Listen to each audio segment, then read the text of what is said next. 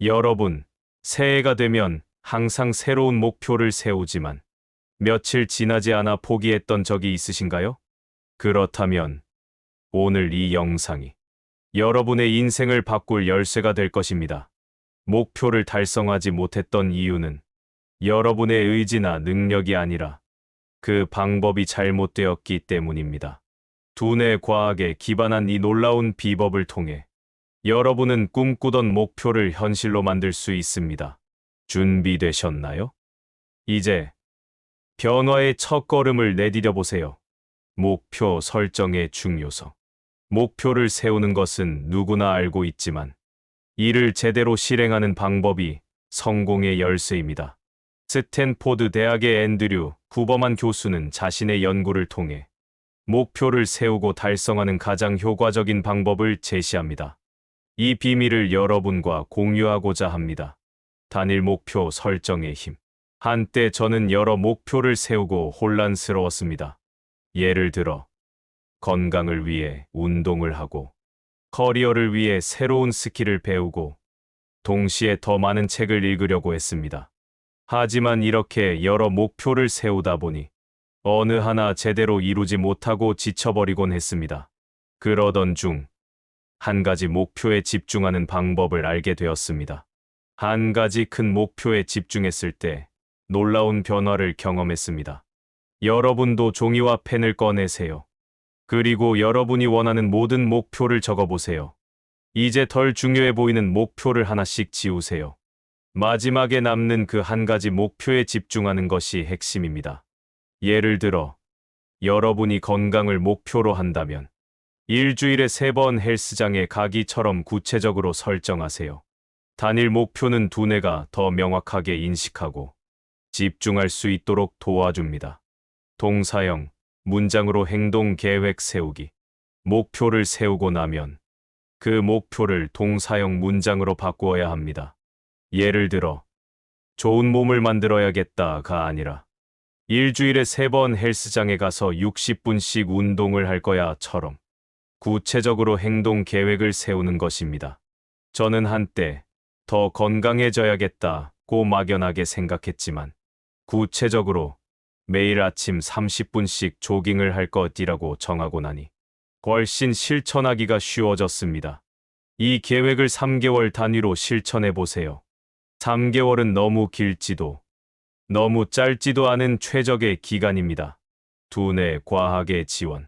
큰 목표를 설정하면 우리의 두뇌는 각성 상태에 들어가고 새로운 신경회로를 형성합니다. 이는 불편함을 느끼게 하지만 그 불편함은 두뇌를 변화시키는 과정입니다. 새로운 신경회로가 만들어지면 우리는 자신이 생각했던 한계를 넘어서게 됩니다. 후버만 교수는 큰 목표가 우리 두뇌를 각성시켜 더 큰 성취를 이끌어낸다고 설명합니다. 작은 목표는 두뇌의 변화를 유도하지 못하지만 큰 목표는 새로운 신경회로를 형성해 우리가 생각했던 한계를 넘게 만듭니다. 동기부여와 집중력 유지. 목표를 달성하는 과정에서 동기부여와 집중력을 유지하는 것은 매우 중요합니다. 예를 들어, 저는 책을 읽기 전 그 책의 한 지점을 30초에서 90초간 응시합니다. 이는 두뇌의 각성 상태를 유도해 집중력을 높여줍니다. 또한 목표를 달성하기 위해 우리는 다양한 심상화를 활용할 수 있습니다. 평소에는 목표를 이룬 자신을 상상하며 동기부여를 얻는 것이 효과적이지만 행동이 어려운 날에는 목표를 이루지 못한 자신을 상상하여 부정적인 심상화를 통해 동기부여를 얻을 수 있습니다. 예를 들어, 운동을 가기 싫은 날에는 운동을 하지 않아 후회하는 자신을 상상해 보세요. 이는 여러분의 행동을 촉진하는 강력한 동기부여가 될 것입니다. 명상의 활용. 명상은 두뇌와 신체에 긍정적인 변화를 일으키는 강력한 도구입니다. 내면에 집중하는 호흡 명상이나 제3의 눈 응시 명상을 통해 두뇌를 활성화시켜 보세요.